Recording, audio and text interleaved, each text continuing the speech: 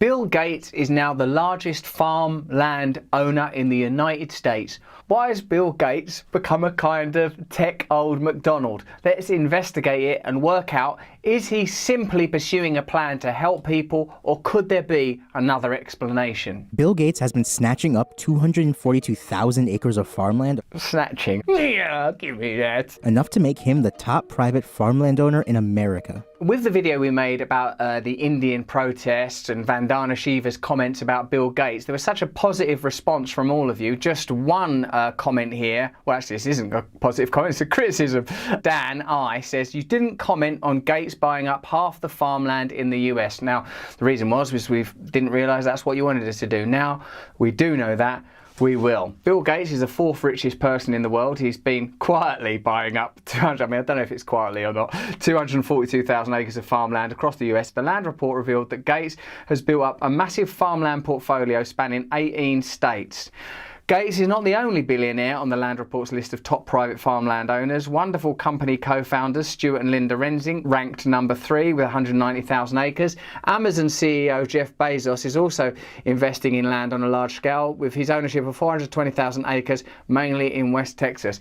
Just because billionaires are buying up farmland at a terrifying rate, it doesn't mean something suspicious has happened. When did you become so cynical? Ranches and farms have become a huge asset class for the wealthy. If you look at the top 100 landowners in America, they now own 33 million acres. That's according to the Land Report 100. That's up 18% since 2008. And these top 100 landowners now own 2% of all the entire land mass in the United States. Farmland has proven to be an attractive asset for professional investors with almost uniformly positive returns since the early 90s. A core theme for professional investors in farmland is supply versus demand and the associated asset stability produced by it.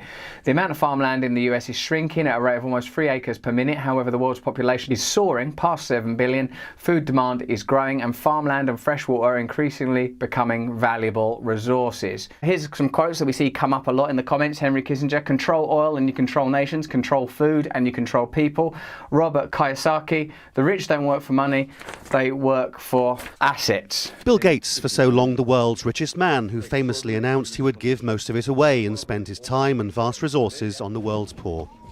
His foundation, worth more than $50 billion, run with his wife and investor Warren Buffett. He's married to Warren Buffett? What's next? How much power do these guys need? His wife and investor Warren Buffett has, with great success, targeted massive killers like malaria, TB and AIDS. Yet as Mr. Gates' powerful friends gather in Davos. The idea that there's anything going on at Davos, it's just a bunch of guys and presidents and billionaires just meeting up, hanging out and just making inconsequential decisions. The latest warning that the Gates Foundation has become too powerful and may not be the force for good so many world leaders say it is. What else does Bill Gates invest in? Gates also has investment in GMO crops, seed patents, synthetic foods, artificial intelligence, including robotic farm workers, and commanding positions in Coca-Cola, Unilever, Philip Morris, Kraft, General Foods, Kellogg's, Procter & Gamble and Amazon, and in multinationals like Monsanto, Bayer that market chemical pesticides and petrochemical fertilizers. Gates also has massive stakes in the oil majors Exxon, Chevron, ConocoPhillips and Shell. He owns the world's largest private jet company and his investments in coal-generating fleets, including the Canadian National Railway and CSX Richmond. The study from the pressure group Global Justice Now paints a picture of the Gates Foundation, partly as an expression of corporate America's desire to profit from Africa, and partly a damning critique of its effects. I'm not here to judge Bill Gates as a human being, but it does seem like an awful lot of power for one individual to wield. It also concerns me that anybody can bias the direction of the fate of a planet so strongly and is able to own green energies, fossil energies, farmland, patented seed foods, particularly when you look at the Indian farm protests and the unrest that that's causing, and particularly with some of Bill Gates's experiences in African farming, which we'll come to in a minute. Among the many criticisms, the idea that private finance can solve the problems of the developing world. Should poor farmers be trapped into debt by having to use chemicals or fertilizers underwritten by offshoots of the foundation. This is Bill Gates' side of the conversation. He says he wants to revive farm economies by transforming agriculture with super efficient high-tech AI to create the farms of the future. He says, we used to all have to go out and farm. We barely got enough food. When the weather was bad, people would starve. Now, through better seeds, fertilizer, lots of things, most people are not farmers. And so AI will bring us immense new productivity.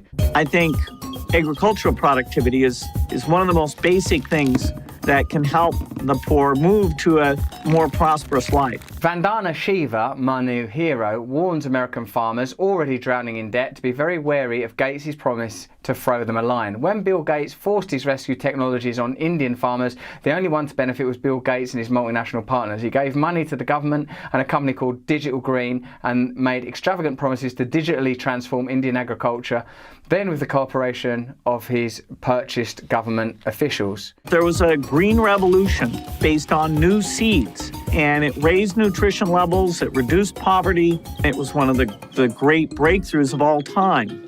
Now we need to bring that advance to Africa. Well, let's see how that worked out. In the year 2000, Bill and Melinda Gates launched the Alliance for a Green Revolution in Africa, promising to double crop productivity and boost incomes for 30 million small farms by 2020 while cutting food insecurity in half. There's no doubt that a combination of better seeds and better inputs, including fertilizer, can raise African agricultural productivity. A 2020 study, The False Promises, the Alliance for a Green Revolution in Africa, concluded that the number of Africans suffering extreme hunger increased by 30% in the 18 countries that Gates targeted. Rural poverty has metastasized dramatically, and the number of hungry people in these countries has risen to 131 million. There's tons of ways that digital technology helps farmers. The cell phone is really kind of unbelievable in, market prices, what's working, what's going on with the weather. What happened when cell phones were distributed among Indian farmers? Bill Gates put cameras and electronic sensors in the homes and fields of Indian farmers. He used their cell phones, which he gave them for free, and his fiber optics and 5G installations, which he persuaded Indian telecom company to finance, to catalogue, study and steal farmers' crop data, indigenous practices and agricultural knowledge for free. Then he sold it back to them as new data. Instead of digitally transforming farms as he promised, he transformed Indian farmers into digital information. He privatised their seeds and harvested the work of the public system. He ripped out their knowledge assets and heirloom genetics and installed GMO seeds and other ridiculous practices. Shiva adds his clear agenda was to drive small farmers from the land and eventually mechanise and privatise food production. I don't really believe in nefariousness, wickedness or evil. I believe that we all operate as nodes within systems, that any individual is capable of selfishness and greed. I know I have been in my own life, and I require systems that encourage the better aspects of my nature.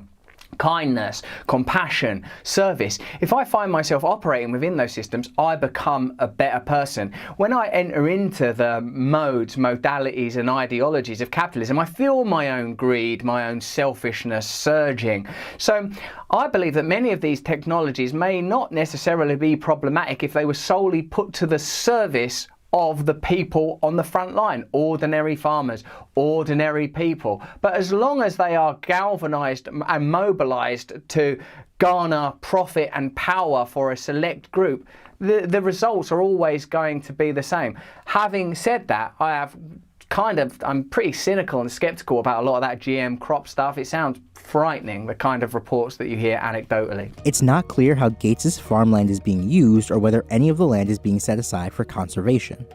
This is not Gates' only foray into agriculture. The foundation also invested in the development of supercrops resistant to climate change and higher yield dairy cows. We had some comments from some of you that are farmers. Chase Autry says, I actually farm up in North Texas. We mostly grow cotton in this area. When Vandana Shiva talks about taking control of seeds, it reminds me of Roundup Ready cotton. It started off as great, but now plants are starting to get resistant. You can't collect your seed for next season, forcing you to buy new seeds every year. Seed prices are increasing at an alarming rate. Julie Selden says, I'm a farmer in the US. I buy non-GMO seeds and plant them. Should a bee land on a GMO plant and then land on my plant, it will cause my plant to produce GMO fruits and vegetables. Since I did not pay for a GMO seed, if they find my plants at GMO Monsanto, they can sue me, taking everything I have. However, I can't sue them for when my crop turns GMO. These people are pure evil. Those are your Words Julie Selden, not mine. Scott Cole says, I live in Lancaster, PA. I'm surrounded by Amish and organic farms. None of these things are happening here, hence the reliance on local food sources is paramount. I don't think any of us quibble with the idea that technology can help us, can improve our lives. That's observably true in almost every area of life. What's problematic is the invisible ideology behind these technologies that says that the power behind them has to be centralized and that the profits and benefits yielded by these technologies all run in the direction of a small group of institutions and a small group of individuals. This is where the problems seem to start. Localization versus centralization seems like a key and important idea, and when power is concentrated in the hands of a few individuals, whether that's under a capitalist system or colonialism, it leads to exploitation and problems. The way that data can be accrued now, mobilized and utilized now, sort of seems to be creating godlike figures on earth, making decisions and plans that are beyond the scope of ordinary humanity. Don't you feel that we should be, as best as possible with the use of technology and the information that we now have, emulating the conditions for which we are evolved? Small, self-sufficient communities trading when necessary. All these decisions about what to plant, what are the prices, what are the diseases, you take a photo of something and some expert looks at it and says, okay, that doesn't have enough potassium or enough nitrogen. That's mostly in the future, but that's real stuff. It's mind-blowing. This ideology, whether well-intentioned or not, whether the intention is to help people or to accrue more centralized power for the organizations that already wield so much, it seems that the results are negative for many, many ordinary people. I can see why lots of you might think that to continue in this direction could be detrimental for the planet and could indeed be dangerous. And I'm sure many of you are hungry for alternatives, different ways of organising power, ways that ordinary people can have control over their own lives, control over their own resources, and that there should be some regulation on this kind of behaviour. Some kind of regulation at a state level, at a global level. But what force, what institution is powerful enough to oppose this degree, this ability to impose will? Where do you see it? Can countries do it? No, countries aren't powerful enough. Can organisations such as the IMF, World Trade Organization, World Health Organization, where do they get their funding from? Where do they get their legitimacy from? What kind of relationships do they have? The only possible resource is the power that we have collectively. Unless we have different ways of organising, unionising and pursuing our goals, there is no alternative. We've seen what's happened in Africa, we see what's going on in India, and we have a sense of what's happening in the countries that I'm assuming that, I know where I live, but I'm assuming where you live as well. Without some concerted effort, without some new ideology, which I believe will be based on localism, the sharing of resources, the acceptance that each group is autonomous, and whether you're on the left or the right, religious or non-religious, however you identify, communities must be allowed to run themselves, control their own resources, act democratically within the limitations of certain universal laws around respect for one another and respect for our resources and the planet in general. Without significant change towards true democracy, the consequences are becoming quite clear. You could have a case where the initial research is done by a Gates-funded institution. The media reporting on how well that research is conducted is done.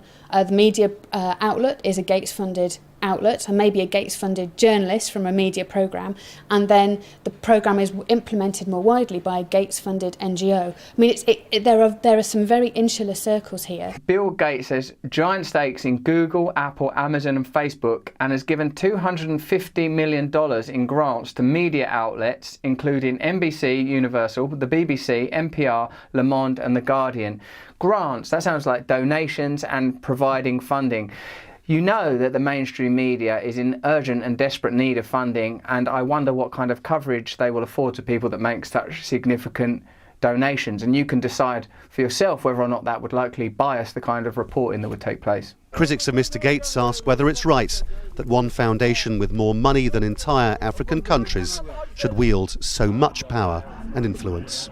Probably no one in the world is better positioned than Bill Gates to create a real positive difference. I sincerely hope that is the intention of Bill Gates, because with those resources, that amount of power, that amount of farmland, that amount of influence over the media, that much assets in the tech world, in the oil and energy industry world, there is considerable influence and certainly power to change things. So we better pray that Bill Gates' intentions are good. If you enjoyed that video, please like, subscribe and share. It really helps us when you do that. And also sign up for my community. Go to russellbrand.com and sign up now. Thank you very much.